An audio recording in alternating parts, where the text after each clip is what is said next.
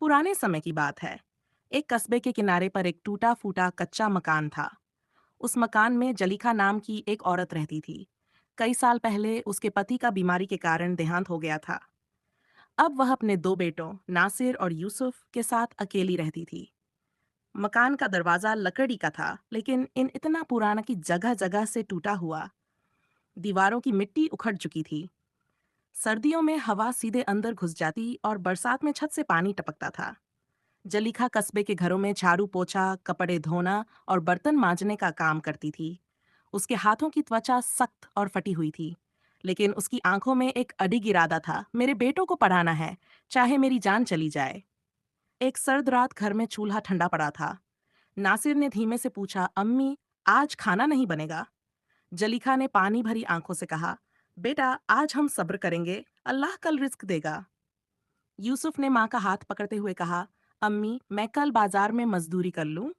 जलीखा ने तुरंत मना कर दिया, नहीं बेटा, तुम्हारा काम पड़ना है, मेहनत मैं कर लूंगी, लेकिन तुम्हारे सपने नहीं टूटने दूंगी।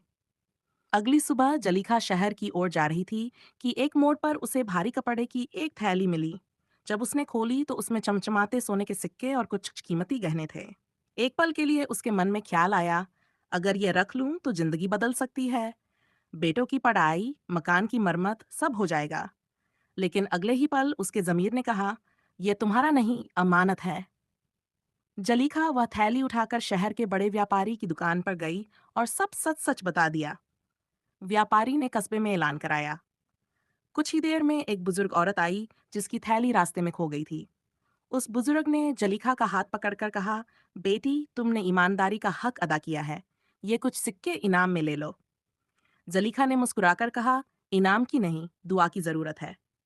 बुजुर्ग औरत ने सिक्कों के साथ एक छोटा सा कागज भी दिया और कहा, जब भी मुश्किल में पड़ो, ये कागज खोलकर पढ़ना। कुछ महीनों बाद शहर में अकाल पड़ गया। मजदूरी कम हो गई, खाना महंगा हो गया और कस्बे के लोग भूख से तड़पने लगे। जलीखा ने अपने पास बचे हुए सिक्कों और आटे को लोगों में बांटना शुरू कर दिया। नासिर ने हैरान होकर पूछा, अम्मी, हम खुद मुश्किल में हैं, फिर भी दूसरों को क्यों दे रही हो? जलीखा ने जवाब दिया, बेटा, जो दूसरों के लिए आसानी बनाता है, अल्लाह उसके लिए रास्ते खोलता है। एक दिन वही बुजुर्ग औरत दोबारा जलीखा के घर आई, लेकिन इस बार अकेली नहीं, बल्कि अपने बेटे के साथ, जो एक मशहूर व्यापारी था। उसने कहा, बेटी, तुमने मेरी अमानत लौटाई थी, आज मैं तुम्हारी जिंदगी बदलने आई हूँ। उसने जलीखा के बेटों की पढ़ाई का सारा खर्च उठाने का ऐलान किया और शहर में कपड़ों की एक दुकान खोलकर दे दी। सालों की मेहनत के बाद नासिर इंजीनियर और यूसुफ शिक्षक बन गया। जलीखा का टूटा फूटा मकान एक पक्का खुशहाल घर में बदल गया। शाम के वक्त जलीखा अक्सर मस्जिद के आंगन में बैठकर कहती, सब्र और ईमानदारी सबसे बड़ी दौलत है। गरीबी इंसान को परख सकती है, लेकिन ईमानदारी और सब्र उसे कामयाब बना देते हैं। दूसरों का हक लौटाना इज्जत और बरकत लाता है। जो अल्लाह पर भरोसा करता है, वह कभी अकेला नहीं रहता।